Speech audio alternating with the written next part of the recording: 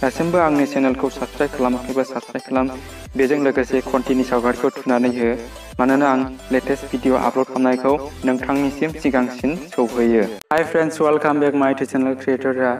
लोगोफोर, दिनैनि भिडिअखौ गोसो होनानै नायलां, मानोना बेखौ थारैनो मिथिना लानाया मोजां।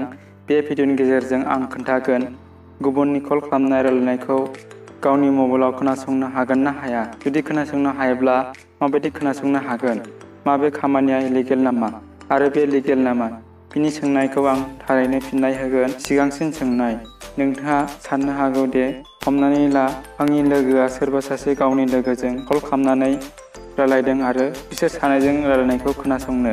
होनब्ला आं बेखौ मोनसे एग्जाम्पोलजों ग्राफ खालामनानै खोन्थागोन। बेयाव नायदो, हमनानै ला 1 नाम्बारा आं एबा गावनो, 2 नाम्बारा आंनि लोगो आरो 3थि नाम्बारा आंनि लोगोनि लोगो। माने आं लोगोजों आरो आंनि लोगोनि लोगोजों रायलायदों, बेखौ आंनि मबाइलाव खोनासंनो मोनगोन। लोगोफोर, मा बे जाथावना जाथावा? जुदि जाथावब्ला माबायदि जायो होनब्ला आं बे भिडिअनि गेजेरजों नोंथांनो खोन्थागोन। नाथाय बेखौ नोंथाङा टेकनिक होननानै साननानै लानांगोन। होनब्ला फैदो भिडिअखौ जागायनोसै।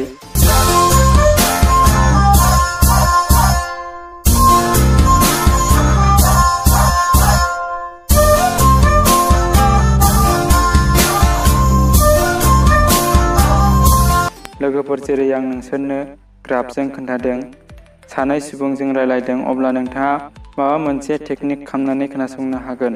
औ, हागोन। बेबो कल स्पुफिंनि हेफाजाबजों। कल स्पुफिंखौ आं नोंसोरनो फोरमायनो हानाय नङा बे टेकनिकखौ, मानोना कल स्पुफिंआ जोंनि इन्डियायाव इलिगेल। आरो नोंथाङा जुदि बेबायदि खामानिखौ मावोब्ला एबा नुजायोब्ला जेल जानो हागौ आरो थैजासिम जेलाव थानो गोनां जागोन। अब्ला बे आयदाखौ नोंथाङा साननो नाङा एबा सोलोंनो नाङा आरो बिनिफ्राय जानगाराव थानांगौ। होनबा लोगोफोर, जों माबोरै लिगेल आदबजों खोनासंनो हागोन? जुदि सानै सुबुङा कल खालामनानै रायलायबाय थानायखौ, बेयाव मोननै बाहागो दङ।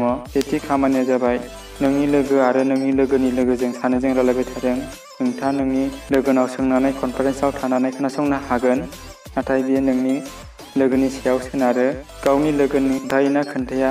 थामथि सुबुङा नोंनि लोगोनि लोगो। बेबायदि कनफारेन्स खालामनानै खोनासंनो हायो। गुबुन मोनसे आदबा जाबाय, हमनानै ला नोंथाङा सोरनोबा मबाइलाव कल खालामनो आरो नों नोंनि मबाइलाव खोनासंनो लुबैदों। बिनि थाखाय नोंथाङा गावनि मबाइलाव कड डायल खालामदो, *#21#, बिनि उनाव मबाइल नाम्बार, जायनि मबाइल नाम्बारनिफ्राय कल खोनासंनो नागिरदों। बेयो कल फरवार्डिंनि मोनसे अपसन। बेयाव नोंनि मबाइला कल फरवार्डिं जागोन आरो जाय नाम्बारखौ होदों बे नाम्बारनि फैनो लागा कलआ नोंनि मबाइल नाम्बाराव फैगोन। हमनानै ला सोरबा लोगो नाम्बार, होनब्ला बिनि नाम्बाराव जेसेबां कल फैगोन नोंनि मबाइलाव फैगोन। बेखौ डिएक्टिभ खालामफिननो थाखाय मबाइलाव डायल खालामफिन #002#, अब्ला बेयो डिएक्टिभ जागोन। नाथाय बेखौ नोंथाङा लिगेलै मावनांगोन। जाय सुबुंनि नाम्बारखौ होगोन खोन्थायालासे मावब्ला जानाय नङा। बिनि अनगायै जेलबो जानो हागौ जुदि बे सुबुङा खोन्थाना होयोब्ला। अब्ला लोगोफोर, बेबायदि लिगेल खामानि मावनानै खोनासंनो हायो। कल फरवार्डेड आरो कड डायल खालामनानै। बिनि अनगायै जेबो राहा गैया बे खामानिनि थाखाय। जुदि मोजां मोनदोंब्ला लाइक खालाम, गासैबो लोगोफोरनो थारैनो शेयार खालाम। दासिमबो आंनि चेनेलखौ साबस्क्राइब खालामाखैबा साबस्क्राइब खालाम। बेजों लोगोसे घन्टिनि सावगारिखौ थुनानै हो, मानोना आं लेटेस्ट भिडिअ आपल'ड खालामनायखौ नोंथांनिसिम सिगांसिन सौहैयो। उननि भिडिअआव लोगो मोननायसिम बाय बाय। जै बर' हारिनि जै, बर' राव गेवलांथों।